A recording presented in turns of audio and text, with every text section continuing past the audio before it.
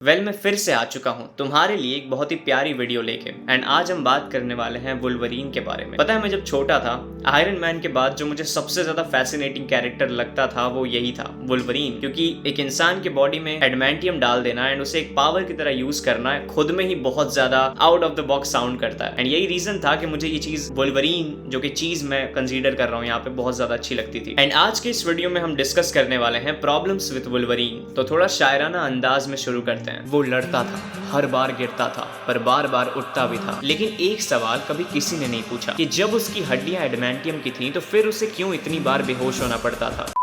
जब वो एक न्यूक्लियर ब्लास्ट से बचे रहता है तो फिर एक ट्री ब्रांच उसका गेम कैसे खत्म कर देती है। वुल्वरीन एक नाम, एक लेगेसी, लेकिन उसके पीछे छुपी है एक कहानी जो सिर्फ कुछ फैंस ने ही महसूस की है। इस वीडियो में हम देखेंगे उस म्यूटेंट का असली चेहरा, जिसके ताकत के पीछे लॉजिक नहीं, सिर्फ कॉन्ट्राडिक्शंस है। तो चलो शुरू करते हैं। वुल्वरीन के पास एडमेंटियम का स्कल है, मतलब थियोरेटिकली उसका सिर किसी भी बुलेट से इफेक्ट नहीं होना चाहिए। एंड एक्समैन ओरिजिन्स में ऐसा ही होता है, गोली सीधा उसके सिर पे लगती है पर उसको कोई भी इफेक्ट नहीं होता है एंड वो सीधे वहां से भाग जाता है। कोई दर्द नहीं, कोई रिएक्शन नहीं। लेकिन अगर तुम X2 देखोगे तो वही वुल्वरीन एक नॉर्मल सी बुलेट लगने के बाद भी 5 मिनट के लिए अनकॉन्शियस हो जाता है। तो सवाल ये है कि क्या वो बुलेट पावरफुल थी या स्क्रिप्ट वीक थी। और बात यहीं तक नहीं रुकती। ओरिजिन्स के एंड में जब उसके सिर पे एडमेंटियम बुलेट लगती है तब उसकी मेमोरीज भी चली जाती हैं। लेकिन अगर वुल्वरीन के सिर पे चोट लगने से उसकी मेमोरीज लॉस हो सकती हैं, तो लॉजिकली वुल्वरीन को हर फाइट के बाद अपना नाम भूल जाना चाहिए था। इनकंसिस्टेंट लॉजिक का ये पैटर्न सिर्फ एक सीन तक लिमिटेड नहीं है, ये पूरे फ्रेंचाइज में फैला हुआ है। अब देखो, वुल्वरीन के अंदर एडमेंटियम की हड्डियां हैं, मतलब स्टील के जैसा स्ट्रॉन्ग स्केलेटन। तो सोचो कैसे ये बंदा किसी नॉर्मल इंसान के पंचेस से हिल सकता है। एक्समैन 1 में एक नॉर्मल बंदा उसके मुंह पे जोर जोर से मुक्के मारता है एंड वो हिल जाता है जैसे कोई कार्डबोर्ड का कटआउट हो। एंड अगर तुम भूल रहे हो तो ये वही वुल्वरीन है जिसकी हड्डियों का यूज करके डेडपूल ने टीवीएस सोल्जर्स को फाड़ के रख दिया था। एंड मैं तो ये सोच रहा हूँ, ये बंदा जिंदा कैसे है। अगर तुम एक स्टील के दरवाजे को पंच मारोगे तो तुम्हारे ही हाथ टूटेंगे। एंड इस चीज को कंसीडर करते हुए यहाँ लॉजिक बिल्कुल जीरो था। एंड अब मिस्टीक की बात करते हैं, जो ना कोई सुपर स्ट्रेंथ रखती है और ना उसके पास कोई स्पेशल टाइप की ड्यूरेबिलिटी है। ये बंदी वुल्वरीन को मार मार के उसका भूत बना देती है। एंड यहाँ सेम वही लॉजिक लगता है कि अगर वुल्वरीन एडमेंटियम से बना है तो कोई एक नॉर्मल इंसान जिसके पास कोई भी सुपर स्ट्रेंथ या कुछ नहीं है, वो कैसे उसे मार सकता है। कैसे उसकी हड्डियां नहीं टूट रही हैं, कैसे उसे चोट नहीं लग रही है खुद। वुल्वरीन का हीलिंग फैक्टर लोग कहते हैं गॉड लेवल पे है, पर अगर तुम ध्यान से देखोगे तो ये पावर किसी साइंस पे नहीं, राइटर्स के मूड पे चलती है। एक जगह ये बंदा न्यूक्लियर एक्सप्लोजन के बीच में खड़ा रहता है, चारों तरफ आग है, रेडिएशन है, डिस्ट्रक्शन है, बट फिर भी ये बंदा इंटैक्ट खड़ा है। ना ये चिल्लाता है, ना ये पैनिक करता है, सिर्फ हीलिंग की मदद से बच जाता है। लेकिन दूसरी मूवी में जब ये सिर्फ एक कार से गिरता है तो सीन का नेक्स्ट फ्रेम आते आते ये लिटरली बेहोश हो जाता है। मतलब सीरियसली, तुम एक न्यूक्लियर एक्सप्लोजन सर्वाइव करते हो बट एक नॉर्मल सी कार ने तुम्हें हरा दिया। एंड यहाँ ये सब खत्म नहीं होता है। एक और फक्ड अप मोमेंट वो था जब सेबरटूथ ने वुल्वरीन पे एक ट्री ब्रांच से अटैक किया था एंड उस सिंपल से अटैक से ये बंदा बेहोश हो गया एंड फुल फाइट से ही आउट हो गया। एंड ऐसा ही एक और सीन हमें दिखाया जाता है जब वुल्वरीन का दिमाग टाइम ट्रैवल के प्रेशर की वजह से क्रैक हो रहा होता है, तब भी उसे हीलिंग एबिलिटीज की वजह से कोई भी मेजर इफेक्ट नहीं होता है। मतलब दिमाग फट के भी रिपेयर हो सकता है, पर एक ट्री के स्ट्राइक के बाद सिस्टम क्रैश हो जाता है।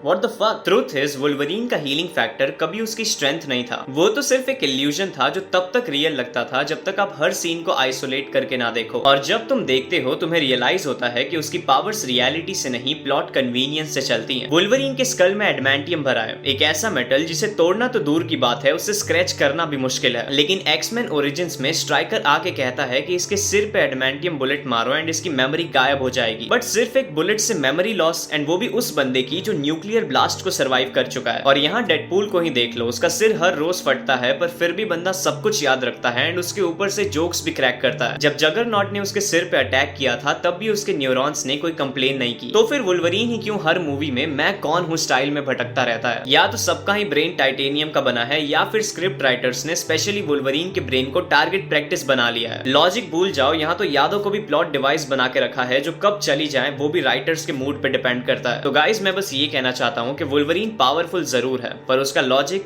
आई एम सॉरी, वो कभी ओपी लगता है तो कभी फ्लॉप, कभी बुलेट से कुछ नहीं होता तो कभी एक लात से गेम ओवर हो जाता है, कभी हीलिंग पावर्स टर्बो मोड पे चलती हैं तो कभी वो लिटरली सोने चली जाती हैं। एंड सबसे फनी पार्ट, वुल्वरीन को शायद अब खुद भी पता नहीं है कि उसकी असली पावर्स क्या हैं। अब तुम बताओ कि क्या तुम्हें भी वुल्वरीन का कैरेक्टर इनकंसिस्टेंट लगता है, या फिर तुम इन सारी गलतियों को इग्नोर करके सिर्फ क्लॉज एंड एक्शन पे ही ध्यान देते हो। अगर तुम्हें और भी ऐसे ही लॉजिकल ब्रेकडाउन्स चाहिए तो कमेंट्स में बता देना। तब तक के लिए love you guys, peace out।